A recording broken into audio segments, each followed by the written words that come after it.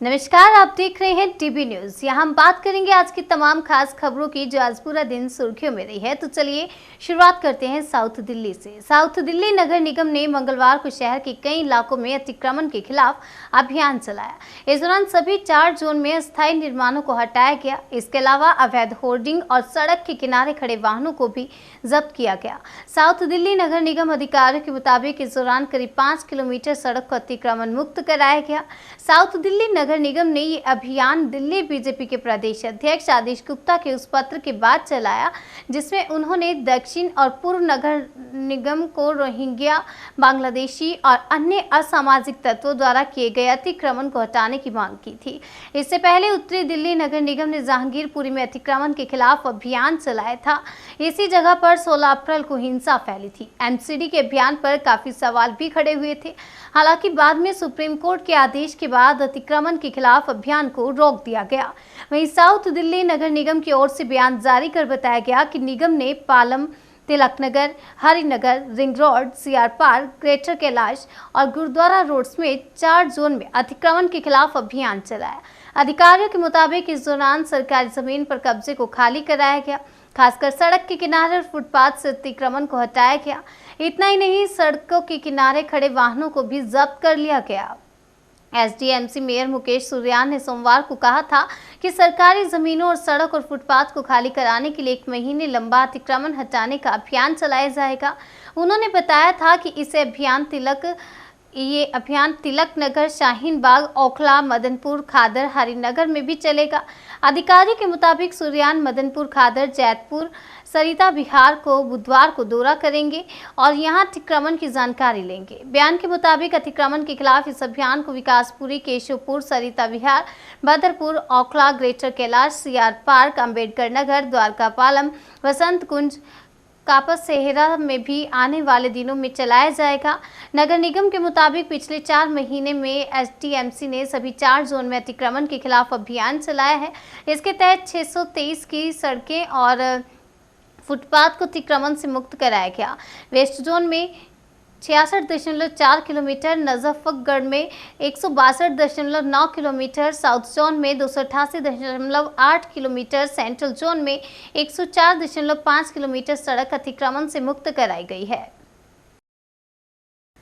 PM Narendra Modi ने आज देश में पेट्रोल डीजल की कीमतों पर कई राज्यों को सुना दिया। कोरोना महामारी पर हुई बैठक में कई राज्यों के सीएम को संबोधित करते हुए पीएम मोदी ने कहा कि राज्य में पेट्रोल डीजल पर वैट नहीं घटाकर अपने नागरिकों को लाभ नहीं दिया और राजस्व कमाया है।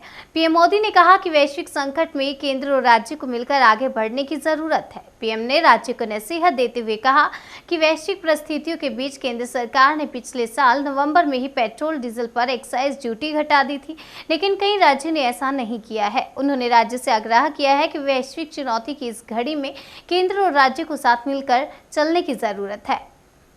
जैसे पेट्रोल डीजल की कीमतों का एक विषय हम सबके सामने है। देशवासियों पर पेट्रोल डीजल की बढ़ती कीमत का बोझ कम करने के लिए केंद्र सरकार ने एक्साइज ड्यूटी में कमी की थी। पिछले नवंबर महीने में कम की थी। केंद्र सरकार ने राज्यों से भी आग्रह किया था कि वो अपने यहां टैक्स कम करे और ये बेनिफिट नागरिकों को ट्रांसफर करे। इसके बाद कुछ राज्यों ने तो भारत सरकार की इस भावना के अनुरूप यहां टैक्स कम कर दिया, लेकिन कुछ राज्यों द्वारा अपने राज्य के लोगों को इसका कोई लाभ नहीं दिया गया। इस वजह से पेट्रोल डीजल की कीमतें इन राज्यों में अब भी दूसरों के मुकाबले कहीं ज्यादा है।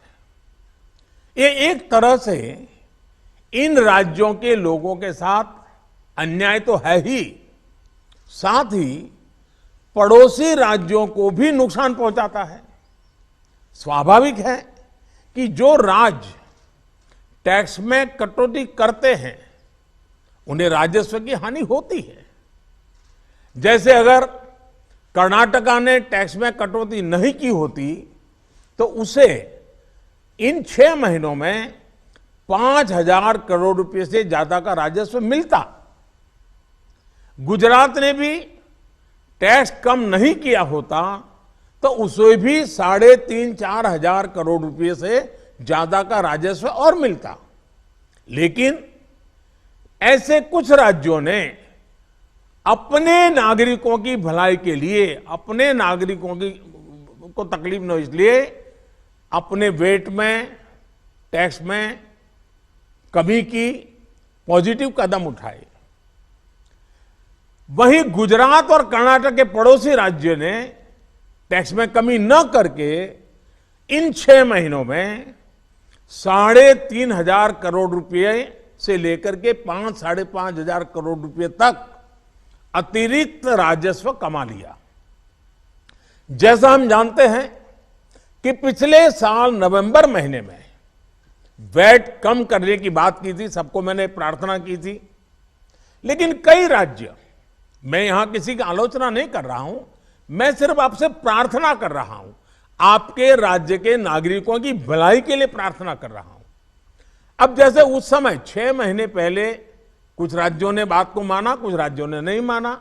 अब कई राज्य जैसे महाराष्ट्र, पश्चिम बंगाल, तेलंगाना, आंध्र प्रदेश, तमिलनाडु, केरला, झारखंड, किसी न किसी कारण से उन्होंने इस बात को नहीं माना और उनके राज्य को, नागरिकों को बोझ कंटिन्यू रहा। मैं इस बात में नहीं जाऊंगा कि इस दौरान इन राज्यों ने कितना रेवेन्यू कमाया, लेकिन अब आपसे मेरी प्रार्थना है कि देश हित में आप पिछले नवंबर में जो करना था, 6 महीने डिले हो चुका है, अब भी आप अपने राज्य के नागरिकों को वैट कम करके इसका बेनिफिट पहुंचाइए।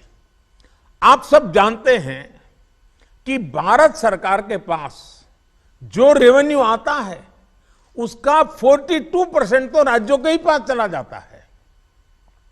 मेरा सभी राज्यों से आग्रह है कि वैश्विक संकट के इस समय में कोऑपरेटिव फेडरलिज्म की भावना पर चलते हुए एक टीम के रूप में हम सब मिलकर काम करें। सूबे के मुखिया योगी आदित्यनाथ जहां गांव-गांव में बिजली पहुंचा दी है, तो वहीं आपको बता दें हर घर तक उजाला कर दिया हो, वहां सिस्टम की लाचारी और बेबसी से एक नहीं बल्कि सैकड़ों गांव के लोग महज चंद घंटों ही बिजली का आनंद ले पा रहे हैं और प्रशासन के दावे सब हवा हवाई हो रहे हैं। ये हम नहीं कह रहे हैं, ये गाँव के लोग कह रहे हैं जो पूरी रात खुद जागकर अपने बच्चों को सुला रहे हैं।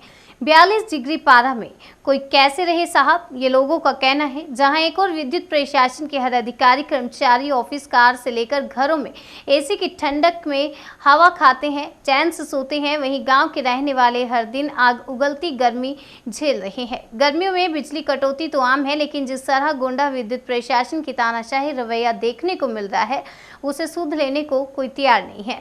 सूबे के मुखिया योगी आदित्यनाथ ने जहां 100 दिन की कार्य योजना को लेकर जहां प्रदेश के सभी जिले के आला अधिकारियों को अपने अपने विभागों का नंबर बढ़ाने के लिए कहा है, वहीं जनपद गोंडा में विद्युत प्रशासन की बड़ी लापरवाही एक बार फिर सुर्खियों का सबब बना हुआ है।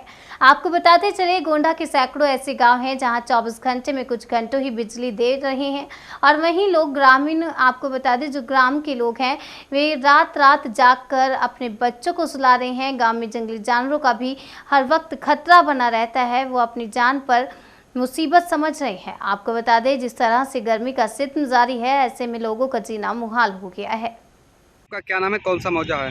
हमारा नाम राजेश कुमार विश्वकर्मा है, हमारा मौजा उमरिया है। आपके यहाँ कितने घंटे लाइट रहती है? ज़्यादा से ज़्यादा 4 या 5 घंटा। लाइट नहीं आने से आपको क्या क्या दिक्कतें हो रही हैं? बहुत सारी दिक्कतें, बच्चे पढ़ने में प्रॉब्लम है और गर्मी बहुत ज़्यादा परेशान कर रखी है। रात में मोमबत्ती जला के सोना पड़ता है, मच्छरदानी भी लगाना पड़ता है, इससे बहुत ज़्यादा परेशानी है। ये आपका क्या नाम है? विनोद कुमार विश्वकर्मा उमरिया। आपके यहाँ लाइट कितने घंटे रहती है? अरे कहीं 5-6 घंटे लाइट रहती नहीं बराबर। लाइट नहीं रहने से क्या क्या दिक्कतें हो रही? बुरा हाल है, हम लोग फर्नीचर वाले हैं, लकड़ी काम करते हैं, यहाँ लाइट रहती नहीं है, दूसरे शादी ब्याह है, काम देना है, कैसे काम होगा? हम लोग परेशान हैं लाइट से, हमारी सरकार सोच ही नहीं रही है। हमारे मुख्यमंत्री से योगी नाथ मुख्यमंत्री जी से हमारा रिक्वेस्ट है कि लाइट का सुधार करें। सर, ग्रामीण क्षेत्रों में लाइट कटने की समस्या सर ज़्यादातर आ रही है, क्या मामला है सर, क्यों लाइट कट रही है? लाइट कटने का मेन कारण इस समय आपूर्ति की मांग का अत्यधिक हो जाना है। इस लोकल स्तर पे हमारा कोई भी फॉल्ट नहीं रहता है। जो कटौती हो रही है वो अघोषित कटौती कंट्रोल के माध्यम से ही कराई जा रही है। सर, ग्रामीण क्षेत्रों में लगभग सैकड़ों ऐसे गांव हैं जो अंधेरे के साए में जीने को मजबूर हैं सर। उनका जो है विद्युतीकरण का जो कार्य है, सौभाग्य योजना के तृतीय चरण में हमारे गोंडा जनपद के लगभग 1700 गाँवों का विद्युतीकरण के लिए भेजा गया था, जो कि लंबित है। अगर वो नहीं हो पाया तो हम लोगों ने एक आने वाली योजना, रिवैम्प योजना है, उसमें भी उन गाँवों को चयनित करने के लिए प्रस्ताव भेज रखा है। शिवसेना ने अमरावती सांसद नवनीत राणा के अंडरवर्ल्ड के साथ कनेक्शन का आरोप लगाकर हनुमान चालीसा पर शुरू हुए विवाद को एक नया मोड़ दे दिया है। संजय राउत ने समाचार एजेंसी ANI से बताया कि नवनीत राणा का मनी लॉन्ड्रिंग मामले में अंडरवर्ल्ड कनेक्शन सामने आया है।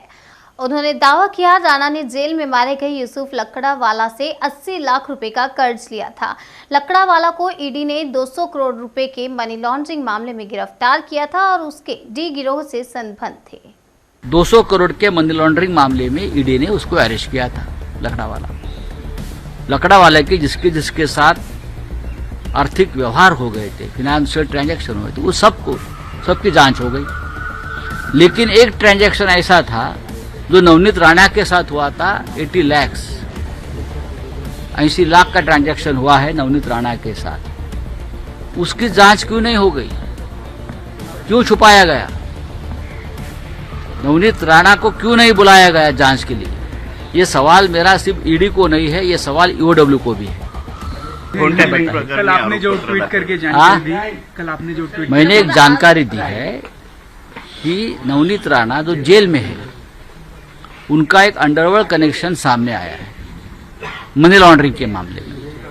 लकड़ावाला, यूसुफ लकड़ावाला, आप जाकर देखिए, सर्च कर लीजिए कहाँ भी, आपको पता चलेगा। उसके डी गैंग का फाइनेंसर के नाम में वो जाना जाता था। अंडरवर्ल्ड कनेक्शन उसके बहुत खतरनाक थे। 200 करोड़ के मनी लॉन्ड्रिंग मामले में ईडी ने उसको अरेस्ट किया था। लकड़ावाला के जिसके साथ आर्थिक व्यवहार हो गए थे, फिनेंशियल ट्रांजैक्शन हुए थे, वो सबकी जांच हो गई। लेकिन एक ट्रांजैक्शन ऐसा था जो नवनीत राणा के साथ हुआ था। 80 लाख का ट्रांजैक्शन हुआ है नवनीत राणा के साथ। उसकी जांच क्यों नहीं हो गई? क्यों छुपाया गया? नवनीत राणा को क्यों नहीं बुलाया गया जांच के लिए? ये सवाल मेरा सिर्फ ईडी को नहीं है, ये सवाल EOW को भी है। मुंबई के कोई तो बचा रहा है। उससे एक बात साफ होती है, मुंबई का और महाराष्ट्र का जो माहौल खराब करने की कोशिश हो रही थी, हनुमान चालीसा से लेकर लाउड स्पीकर तक, उसके पीछे एक बहुत बड़ी अंडरवर्ल्ड की साजिश है। अंडरवर्ल्ड का पैसा उसके पीछे लगा है। अंडरवर्ल्ड दहशत और टेरर यहाँ निर्माण करना चाहता था। ऐसे लोगों को पकड़कर उनको पैसा कहाँ से आता है, ये भी अब खुलासा हो रहा है धीरे धीरे, और जल्दी और बड़े खुलासे होने वाले हैं। गाजियाबाद के IMS कॉलेज में एक बड़ा हादसा हो गया, जिसमें कॉलेज के हॉस्टल की लिफ्ट टूट गई। अचानक लिफ्ट के टूटने से इसमें लगभग 10 स्टूडेंट घायल हो गए हैं। ये हादसा सुबह लगभग 9 बजे के आसपास का बताया जा रहा है और ये 9 बजे कॉलेज के बॉयज हॉस्टल में हुआ, जिसके बाद इलाज के लिए घायल बच्चों को पास के अस्पताल में भर्ती कराया गया है। ये घटना सुबह की है, जब कॉलेज के स्टूडेंट तैयार होने के बाद क्लास लेने जा रहे थे कि अचानक 5वें फ्लोर पर लिफ्ट की तार टूट गई, जिससे पूरे कॉलेज में अफरा तफरी मच गई। कॉलेज प्रबंधन के मुताबिक लिफ्ट में जरूरत से ज्यादा स्टूडेंट चढ़ गए थे, इसलिए यह हादसा हुआ। कॉलेज के डायरेक्टर अजय कुमार ने बताया कि हादसा तब हुआ जब 5वें फ्लोर पर लगभग 12 लड़के एक साथ लिफ्ट में सवार हो गए। अजय कुमार ने बताया कि इसी वजह से लिफ्ट टूट गई। 10-12 बच्चे घायल हुए हैं, जिनका एक्सरे किया गया है। 9 स्टूडेंट येलो जोन में हैं, जो जनरल वार्ड में है। एक छात्र को रेड जोन में रखा गया है। वहीं इस मामले में जिले के STM सरदेर विजय कुमार ने मणिपाल अस्पताल पहुंचकर छात्रों से मुलाकात की। उन्होंने बताया कि फिलहाल उन्होंने छात्रों से मुलाकात की है, उनका हालचाल जाना है। घायल छात्रों में से एक की हालत ज़्यादा खराब है, जिसका ऑपरेशन किया जाएगा क्योंकि उसका घुटना टूट गया है। एसडीएम सदर ने बताया कि इस मामले की जांच की जाएगी और कॉलेज प्रबंधन से भी जानकारी ली जाएगी और जांच की रिपोर्ट डीएम को सौंपी जाएगी। एसडीएम सदर के अलावा गाजियाबाद के एएसपी आकाश पटेल भी मौके पर पहुंचे। उन्होंने बताया कि इस मामले की जांच की जाएगी, लिफ्ट कैसे टूटी, हर पहलू से पुलिस जांच करेगी, कॉलेज प्रबंधन और सभी विभागों से इस बारे में जानकारी ली जाएगी। इसके बाद पता चलेगा कि हादसा कैसे हुआ। लिफ्ट हॉस्टल में गिरी। लिफ्ट गिरने का कारण था एक साथ 12 लड़के उसमें जबरदस्ती घुस गया, लड़के सभी लड़के और वजन के कारण। सर कितने बच्चे घायल हुए? उसमें से एक लड़का, सभी जितने लोग नीचे आए उसमें 2 लड़के ने रिपोर्ट किया कि 10 लड़कों को हम लोगों ने वैन में लेकर एक्सरे के बाद उनको येलो जोन में डाला गया। एक लड़के को चोट लगी है जिसका ऑपरेशन पैर में फ्रैक्चर है, इसका ऑपरेशन हो रहा है और बाकी सारे लड़के डेकेयर में रखे गए, उनको शाम तक। सर कौन सी मंजिल से? सर लिफ्ट में एक मॉनिटर लगा हुआ था जो वजन भारी ज्यादा होने पर लिफ्ट रोक देता है, तो ऐसा लिफ्ट तो चली नहीं ना, लिफ्ट तो चली ही नहीं, लड़के उसमें जबरदस्ती सारे लड़के घुस गए, खंभल टूट गया, लिफ्ट नीचे। तमिलनाडु से बड़े हादसे की खबर सामने आ रही है। यहाँ मंदिर में जुलूस के दौरान करंट लगने से 11 लोगों की मौत हो गई।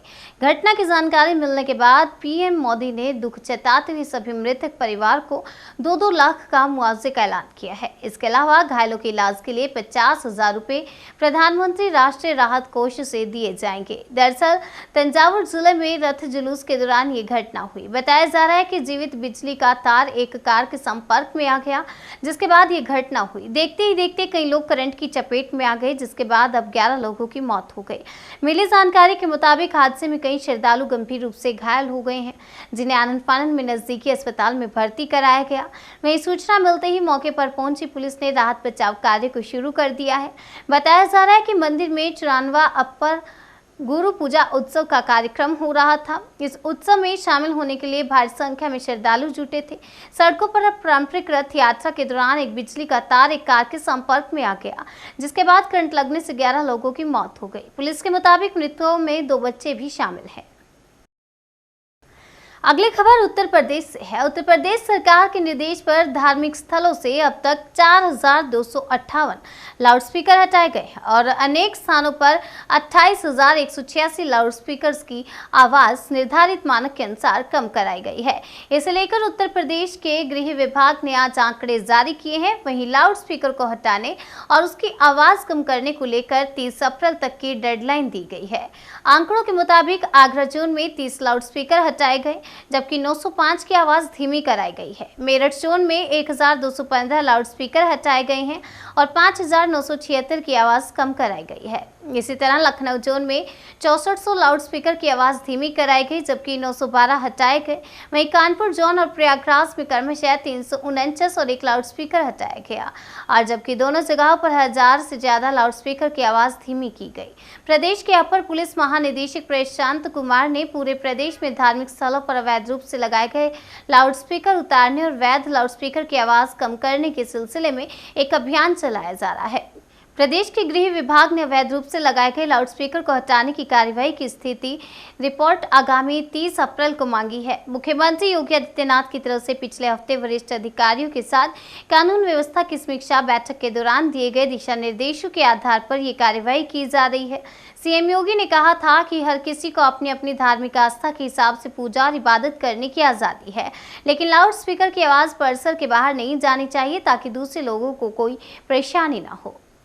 डीबी न्यूज में आज के लिए फिलहाल इतना ही। तब तक के लिए बने रहिए हमारे साथ और देखते रहिए डीबी न्यूज।